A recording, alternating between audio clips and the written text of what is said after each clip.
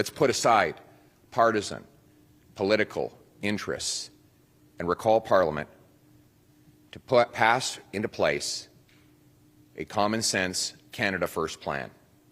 And here's that plan.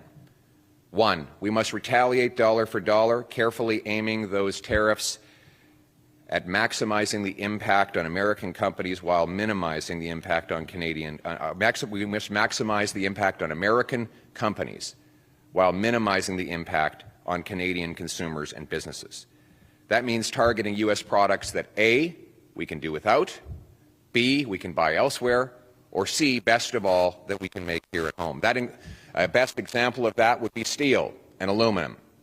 We make the best and cleanest steel and aluminum here, but we've lost a lot of jobs to China and the United States. We should put tariffs on American steel and aluminum so that we can bring home that production to this country. 2, the tariffs must not be a tax grab.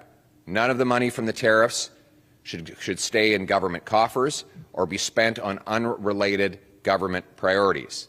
All of it should go back to the workers and businesses that are affected, and most of it should go back in the form of a massive tax cut. And that is why I'm calling for the passage of an immediate emergency bring it home tax cut. The tax cut would be designed to save jobs, create jobs, crush inflation, and boost our economy. We need to cut taxes on work, investment, energy, home building, and making stuff at home. Let's start by axing the Liberal carbon tax and the Liberal capital gains tax hike. They should be the first on the chopping block. 4, we must immediately scrap the Liberal anti-energy law C-69 and greenlight job-creating projects now. That includes LNG plants, pipelines, mines, factories, port expansions, so that we can get our products to overseas markets without going through and profiting the United States. It was insane for us to block our industries before this crisis. It is a fatal mistake now.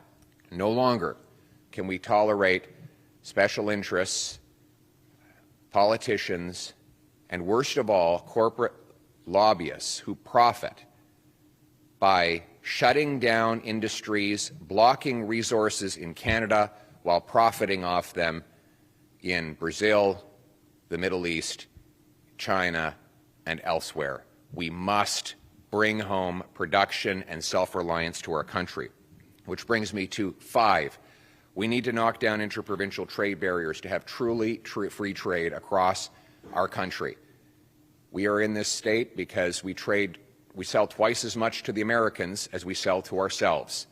These interprovincial barriers are destructive, they kill jobs, they drive up consumer prices, and they cost the average family $6,000 a year. Let's knock them down, and let's be a truly free trading economy ourselves. 6, we must rebuild our military and take back control of our borders to regain the confidence of our partners, assert our sovereignty, protect our people, and put Canada first. Let us be clear. Our border needs to be taken back into our control, not to please the President, but to protect our own people. The fact that we have 20,000 to 500,000 people here illegally, according to the government, was a problem before these tariffs. The fact that we've lost 47,000 people to fentanyl overdoses should never have been allowed to happen. We must secure our border to stop the guns that are killing our people. 85% of gun crime is done with illegal guns smuggled over the border. We must secure our border, again, to protect our own people and save the lives of our own children. And we must rebuild our military to protect our sovereignty, assert our strength, and keep our nation strong and free.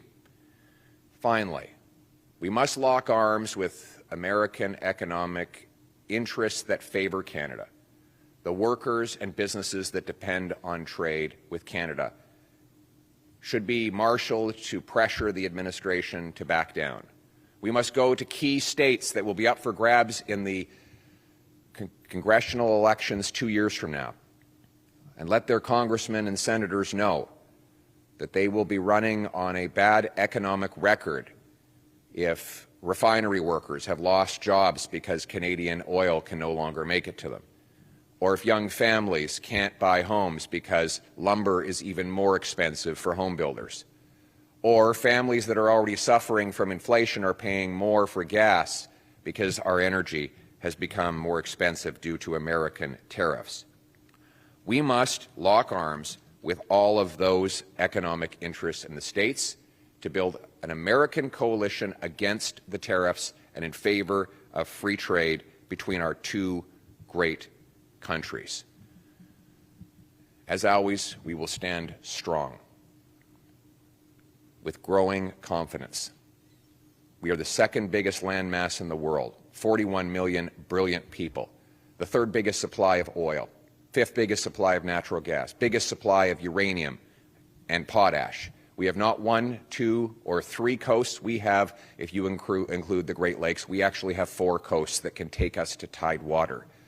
We have the biggest supply of fresh water anywhere on Earth, the 5th biggest supply of farmland. We should be the richest nation on Earth. These tariffs are a wake-up call that it is time for us to meet our potential. It is time for us to be a country that can trade with itself, a country that builds homes quickly for its youth, a country that allows entrepreneurs to succeed quickly and profitably so that success is once again rewarded, a country that allows hard work to pay off, a country that harvests its own resources, that secures its borders to protect its people, that builds its military to protect its sovereignty, unites its people to protect our common history and common future. We will always put Canada first, today, tomorrow, and forever. Let's bring it home.